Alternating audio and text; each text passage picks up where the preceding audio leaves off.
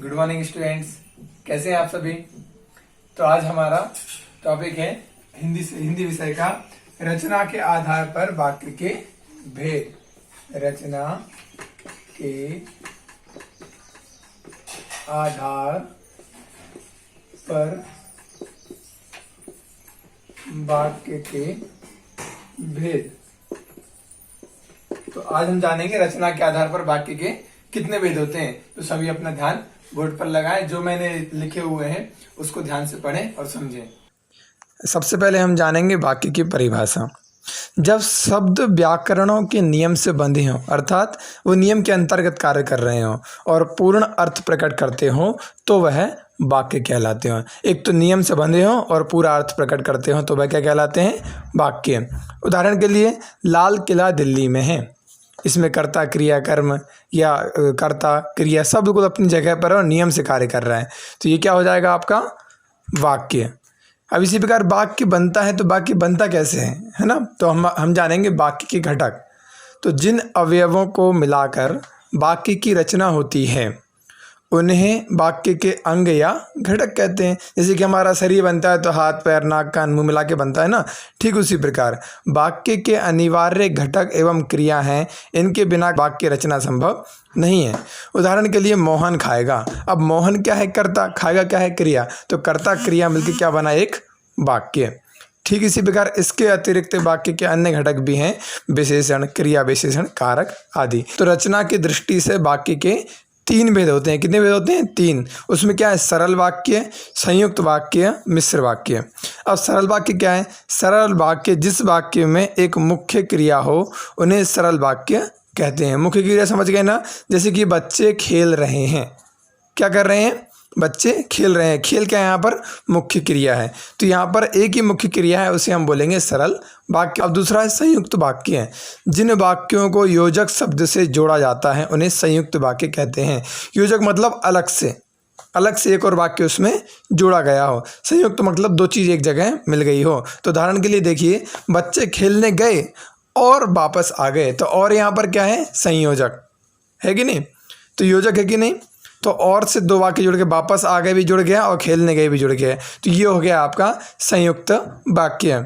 अब संयुक्त वाक्य की पहचान क्या है? और हो, अथवा हो, किंतु हो, परंतु हो, अतः, इसलिए। यदि ये सब वाक्य के बीच में आते हैं तो वह वाक्य आपका संयुक्त वाक्य कहलाएगा। अब तीसरा है आपका मिश्रित वाक्य। जहाँ एक ही मुख्य वाक्य हो और अन्य वाक्य उस वाक्य पर आश्रित हों, उसे मिश्रित वाक्य कहते हैं। एक ही वाक्य है मेन वाक्य, लेकिन बाकी अन्य वाक्य भी उसी पे आश्रित हो जाएंगे, है ना? तो वहाँ पे क्या हो जाएगा? मिश्रित। मतलब दो तीन वहाँ पर मिल गए हैं आकर के, तो मिश्रित वाक्य। उदाहरण के लिए, यदि मैं परिश्रम करता तो सफल हो जाता। अब बताइए, यदि वो परिश्रम करता तो ही सफल होता। अब बाकी वाक्य उसी पे निर्भर है ना, यदि मैं परिश्रम करता तो सफल हो जाता, उस पर निर्भर हो गया। इसकी पहचान क्या है? जैसा, वैसा, जब, तब, क्योंकि, यदि। जहाँ पर ये सारे आपको दिखेंगे शब्द, वहाँ पर आप मिश्रित वाक्य ले सकते हैं। अब इसका पूरा निचोड़ क्या है? रचना की दृष्टि से वाक्य के तीनों प्रकारों का प्रयोग, उसके विभिन्न घटकों एवं व्याकरणों को ध्यान में रखते हुए हम प्रायः प्रयोग में लाते हैं। इन्हें पहचानने के लिए हमें इनके विभिन्न अवयवों को ध्यान में रखना पड़ेगा।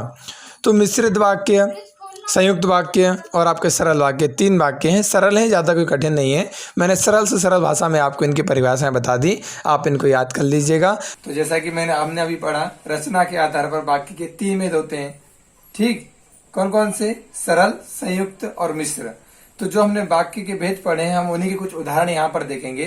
तो सभी का ध्यान बोर्ड पर रहेगा, तो बोर्ड पर ध्यान दीजिएगा। यहाँ कुछ उदाहरण मैंने लिखे हुए हैं। तो सबसे पहला, सत्य बोलना चाहिए पर अप्रिय नहीं। अब यहाँ पर है सत्य तो बोलना चाहिए, पर बीच में क्या आ गया? पर। तो पर क्या है? यहाँ पर संयुक्त, अर्थात ये दो वाक्य हैं, है ना? तो यहाँ पर संयुक्त वाक्य है, एक वाक्य नहीं है, संयुक्त है। ठीक उसी प्रकार तो यहाँ पर कौन सा आ जाएगा? आपका संयुक्त। अब दूसरा है, वह प्रतिदिन घर का कार्य करने के बाद भी समय पर कार्यालय जाती है। अब बाकी यहाँ पर बड़ा लग रहा है, लेकिन आप कंफ्यूज मत होना, क्योंकि यह केवल कौन सा वाक्य? सरल। कहीं पर बीच में इसमें संयुक्त या मिश्रित नहीं है कुछ भी, तो ये क्या है? सरल वाक्य है। तो बड़े वाक्य देखकर हमें कंफ्यूज नहीं होना है। तीसरा है मैंने उसकी बहुत प्रतीक्षा की किंतु वह नहीं आई। अब यहाँ पर क्या है, किंतु। समझ आया कुछ? यहाँ पर क्या है, किंतु। तो ये कौन सा हो जाएगा आपका, संयुक्त। अब ये आपका चौथा, आयुष पढ़ रहा है, यहां पर आएगा। क्या है, आयुष पढ़ रहा है। तो आप देखकर ही समझ गए होंगे कि ये सरल वाक्य है। अब तुमने जैसा किया था वैसा फल मिल गया।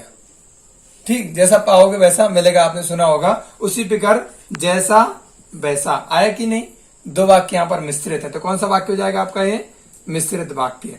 ध्यान रखिएगा। अब छठवां, तुम खेलते हो और पढ़ते भी हो। बीच में आया ना योजक चिन्ह, आया कि नहीं। योजक किस में आता है, संयुक्त में।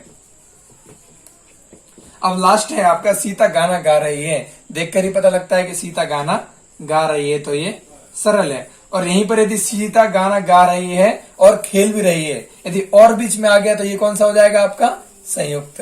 ठीक है, तो इनको ध्यान से देखें और समझें। धन्यवाद।